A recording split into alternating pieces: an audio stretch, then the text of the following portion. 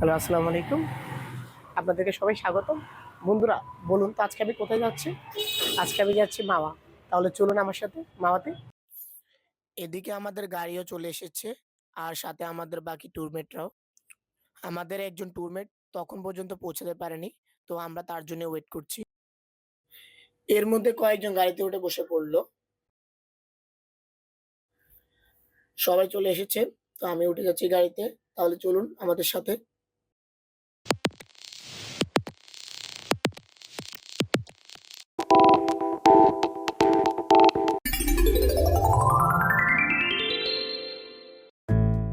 আমরা এখন যাত্রা শুরু করে দিচ্ছি মাওয়ার উদ্দেশ্যে।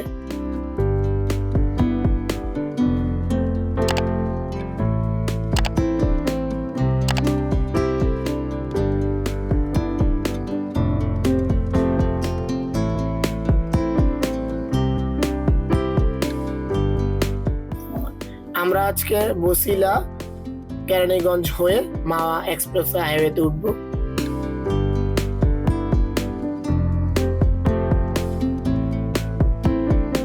কেরানীগঞ্জ অতিক্রম করার পর আমরা এখন ঢাকা মাওয়া এক্সপ্রেস হাইওয়েতে।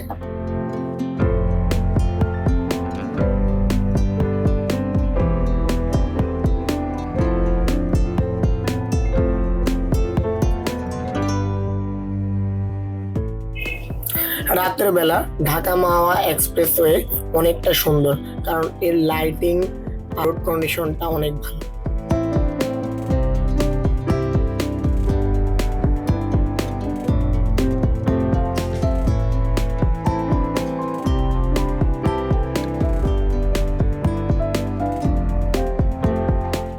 এদিকে ঢাকা মাওয়া এক্সপ্রেসওয়ে উপভোগ করতে করতে আমরা এগিয়ে যাচ্ছি মাওয়ার দিকে।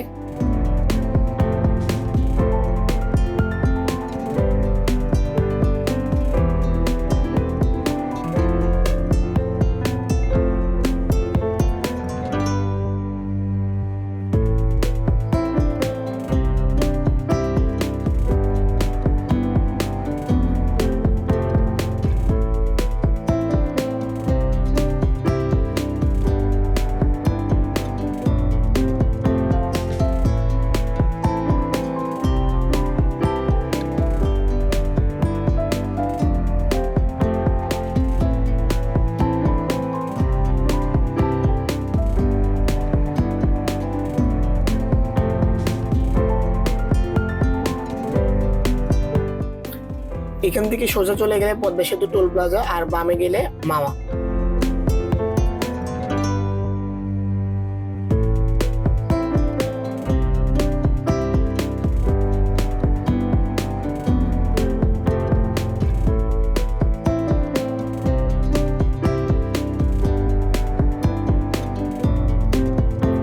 শুনেছিলাম মাওয়ার এইটুকু অংশে নাকি অনেক বেশি শিয়াল পাওয়া যেত আগে, যা বর্তমানে দেখাই যায় না।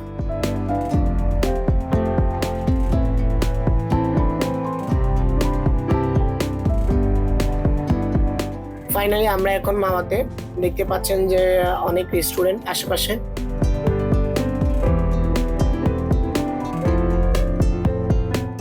যারা মাওয়াতে গাড়ি নিয়ে ঘুরতে আসবেন তাদের অবশ্যই একটা জিনিস খেয়াল রাখতে হবে, সেটা হলো এখানে গাড়ির পার্কিং চার্জ 40 টাকা রাখা হয়।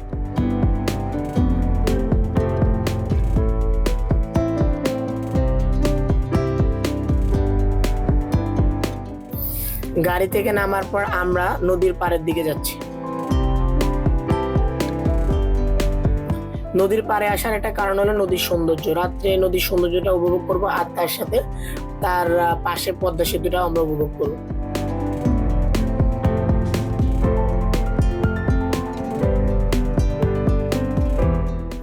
মাওয়াতে আসার পর আমরা জানতে পারলাম 22 দিনের ইলিশ ধরা নিষেধাজ্ঞা।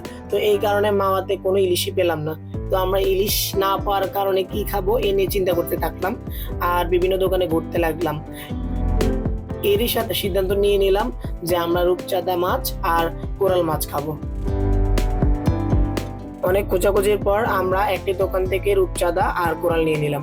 রূপচাঁদা গুলো ভালো ছিল, আর কোরাল মাছটা খুবই তাজা ছিল।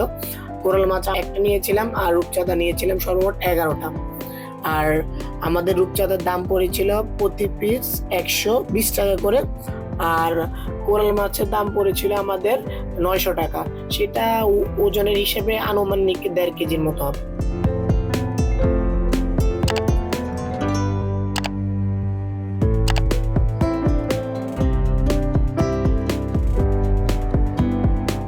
মাওয়াতে আসলে অবশ্যই একটা কথা মনে রাখতে হবে, যে মাছই খান না কেন অবশ্যই তাদের সাথে দামাদামি করে মাছ নেবেন, আর মাছটা অবশ্যই দেখে নেবেন।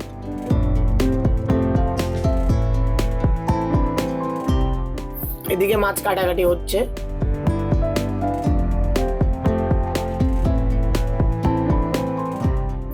মাছ কাটাকাটি করার পর মাছে মশলা মেশানোর জন্য দিয়ে দেওয়া হলো।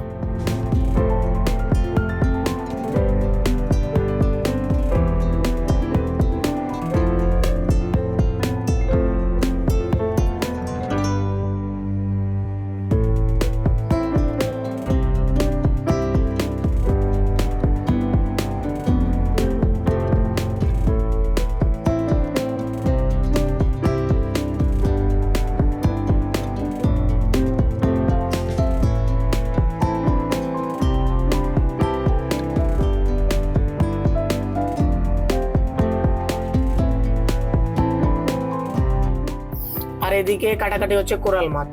একদিকে রূপচাঁদা মাছের মশলা মেশানো হচ্ছে, আরেকদিকে কোরাল মাছ কাটাকাটি হচ্ছে। কোরাল মাছটা খুবই তাজা ছিল।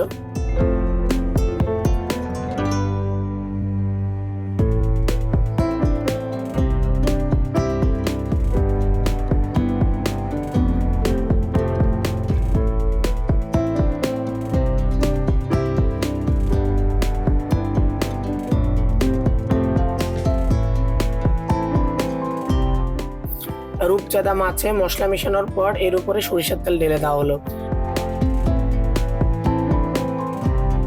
এদিকে মাছ ভাজার জন্য যে পাত্র, ওই পাত্রতেও তেল ঢেলে দেওয়া হলো।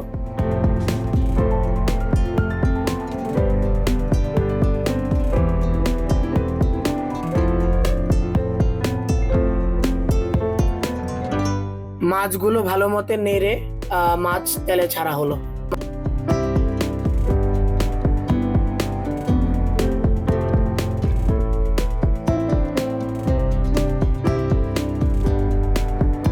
একদিকে মাছ ভাজা হচ্ছে, আরেকদিকে বেগুনে মশলা মেশানো হচ্ছে। তো বেগুনে মশলা মেশানোর সাথে সাথে মাছও হয়ে যাচ্ছে।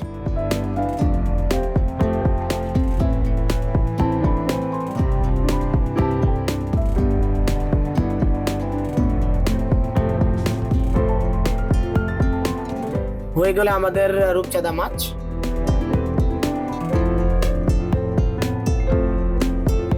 কোরাল মাছে মশলা মেশানোর পরে এখন ছেড়ে দেওয়া হচ্ছে তেলে।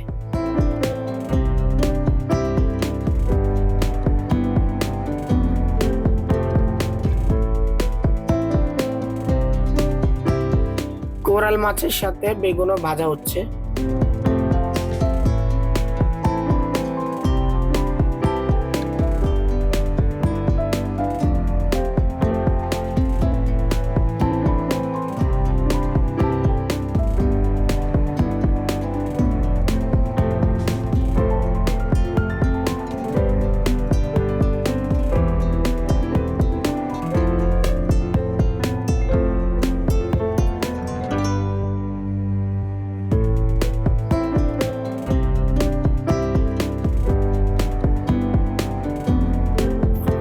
একদিকে কোরাল মাছ ভাজা হচ্ছে, আরেকদিকে কোরাল মাছের লেজের ভর্তা করা হচ্ছে। তো লেজের ভর্তা করার জন্য সর্বপ্রথম লেজের অংশটুকু থেকে কাটা আলাদা করা হচ্ছে।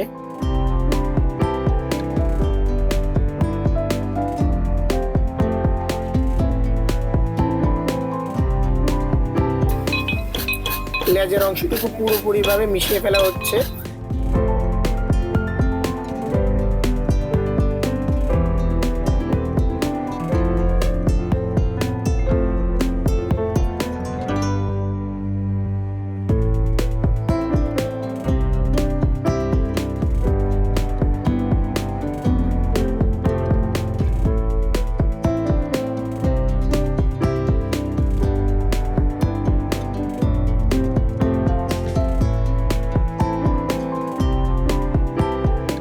এবং তার সাথে এটি সরিষার তেলের উপর দিয়ে পেঁয়াজ, মরিচ ইত্যাদি মাখিয়ে লেজের ভর্তা করা হচ্ছে।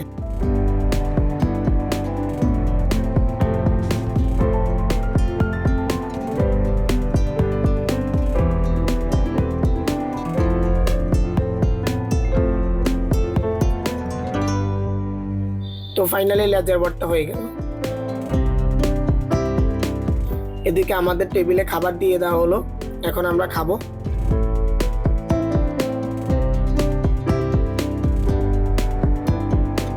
খাবারের টেস্ট যদি বলতে হয় তাহলে বলতে হবে অসাধারণ।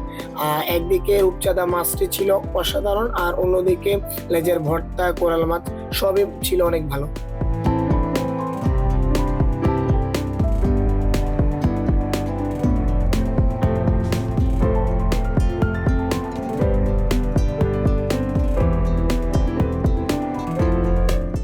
খাওয়া দাওয়ার পরে আমরা এখন নদীর পাড়ে আবার চলে আসলাম।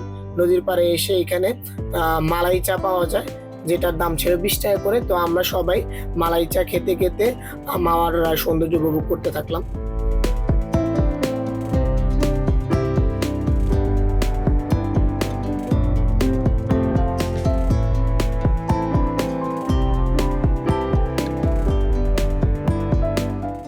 চা খাওয়ার পরে আমরা চলে আসলাম নদীর পাড়ে। নদীর পাড়ে এসে পদ্মা সেতু দেখতে পাচ্ছি, আর তার সাথে ভোরের আলো ফুটতে থাকলো।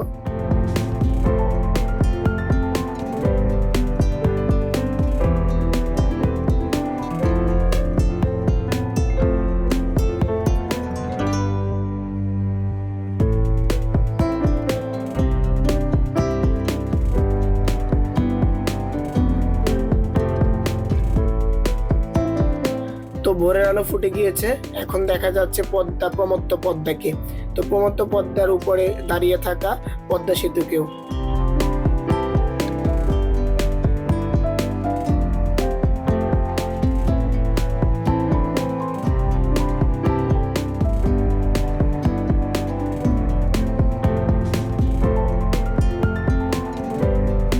তো পদ্মা নদী উপভোগ করার পর সকালবেলা অর্থাৎ ভোর 6:30টার দিকে আমরা আবার ঢাকায় ফেরার জন্য গাড়িতে উঠে গেলাম।